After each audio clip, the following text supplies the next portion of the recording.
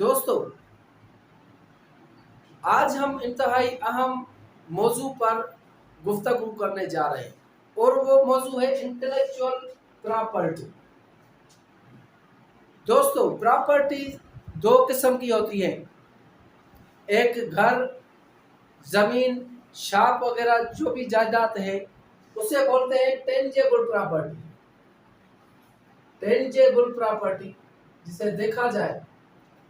और एक दूसरी प्रॉपर्टी होती है जिसे बोलते हैं intangible property. Intangible property intangible property जो है उसे बोलते हैं इंटेलेक्चुअल प्रॉपर्टी, आईपी। आइए इसकी डेफिनेशन पढ़ते हैं कि इंटेलेक्चुअल प्रॉपर्टी आखिर क्या है। Intellectual property refers to creation of mind.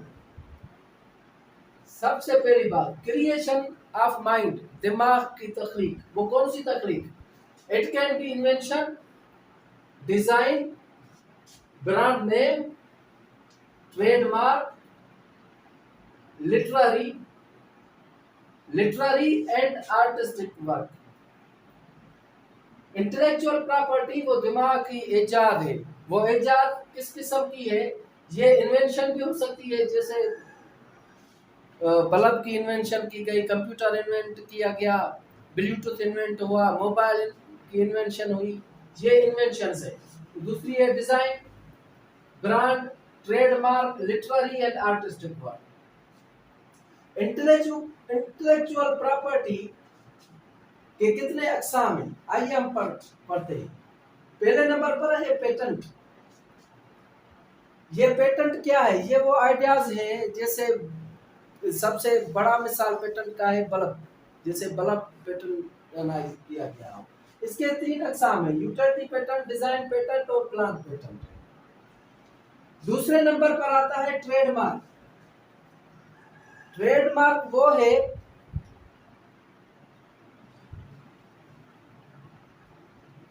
ऐसा कोई वर्ड, ऐसा कोई फ्रेज, ऐसा कोई सिंबल जो आपके प्रोडक्ट को किसी और के प्रोडक्ट से अलग खड़ा करे, यानी डिफरेंट हो किसी और के प्रोडक्ट से, और वो रजिस्टर्ड हो, तो वो कहलाएगा trademark.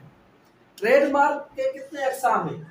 Productive mark, service mark, collective mark, certification mark, shape mark, sound mark, pattern mark.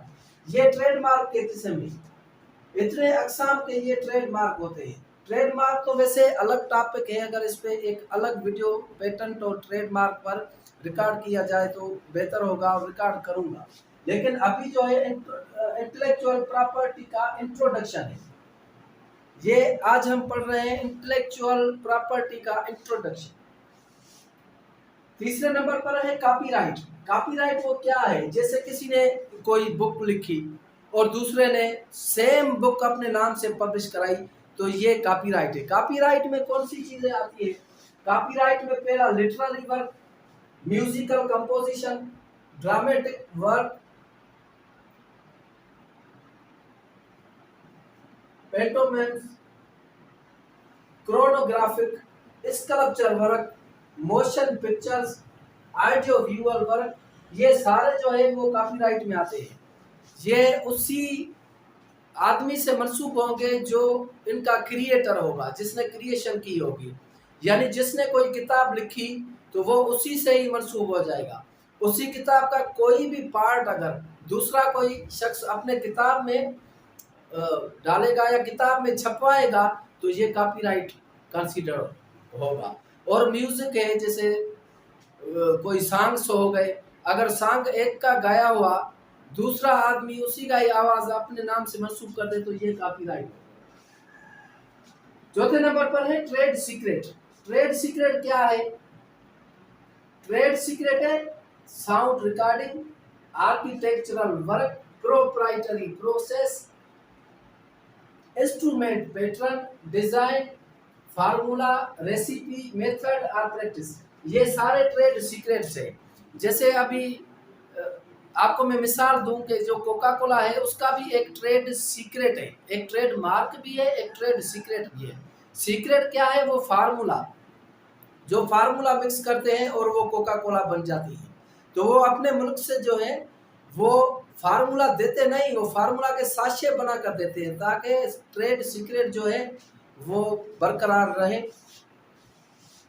और जो उनके मुलाजिमीन है उनसे एक एग्रीमेंट साइन करवाते हैं जिससे बोलते हैं NDA, नॉन डिस्क्लोजर एग्रीमेंट, एक साइन कराते हैं ताकि वो डिस्क्लोज ना हो। उस पर तो वहां पर अमल होता है, वो तो बहुत एडवांस कंट्री है। उसके बाद आता है जियोग्राफिकल इंडिकेशंस। जियोग्राफिकल इंडिकेशंस क्या है? Identify product whose quality, reputation or other characteristic relate to geographical origin। यानी जो ज्योग्राफिकल ओरिजिन है, कुछ ऐसे प्रोडक्ट होते हैं जो उसी ज्योग्राफी से मंसूब होते हैं। यानी कुछ ऐसे प्रोडक्ट जो पाकिस्तान से मंसूब है तो उनको ज्योग्राफिकल इंडिकेशंस कहेंगे। उसको दूसरे ममालिक से मंसूब नहीं किया जाता, चाहे वो कोई से भी प्रोडक्ट हो, तो वो ज्योग्राफिकल इंडिकेशंस हो गए, वो भी इंटेलेक्चुअल प्रॉपर्टी है। दूसरा है प्लांट वेराइटीज। अभी जो है दुनिया में 3,80,000 प्लांट वेराइटीज मौजूद है।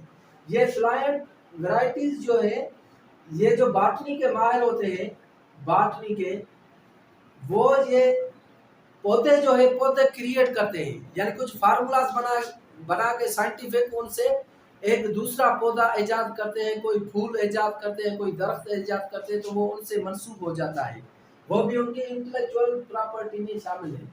उसके बाद आता है इंडस्ट्रियल डिजाइन। इसका मतलब यह है कि कोई भी कमर्शियल डिजाइन हो उससे कोई चुरा नहीं सकता, वो उसी की तख्लीक है जिसने ये डिजाइन बनाया। इंडस्ट्रियल डिजाइन यानी कोई पार्ट हो, मिसाल किसी इंडस्ट्री, किसी फैक्ट्री का कोई ऐसा पार्ट हो जो बनाया हो, वो उसी से ही मंसूब हो जाएगा। उसके अलावा है semi conductor integrated circuit layout design, यानी ऐसा layout of arrangements of transistor and other circuitry elements। यानी ऐसा कोई ट्रांसिस्टर कोई बनाए, छोटा सा ही कोई पार्ट होता है जो मोबाइल में लगता है या किसी CD में लगे या DVD प्लेयर में लगे, ऐसा ट्रांसिस्टर जो वो बनाएगा वो भी उसी से मंसूब किया जाएगा। तो दोस्तों आपने समझा कि इंटेलेक्चुअल प्रॉपर्टी क्या है, उसकी definition. Intellectual property refers to creation of mind, it can be invention, design, brand name, trademark, literary and artistic work। इसके हमने कितने किस्म पढ़े? इसके हमने 8 काइंड्स पढ़े। पहला है पेटेंट, दूसरा ट्रेडमार्क, चौथा कॉपीराइट, पांचवा ट्रेड सीक्रेट, छठा जियोग्राफिकल इंडिकेशन, सातवां plant variation, industrial design, semiconductor. दोस्तों ये थी इंटेलेक्चुअल प्रॉपर्टी।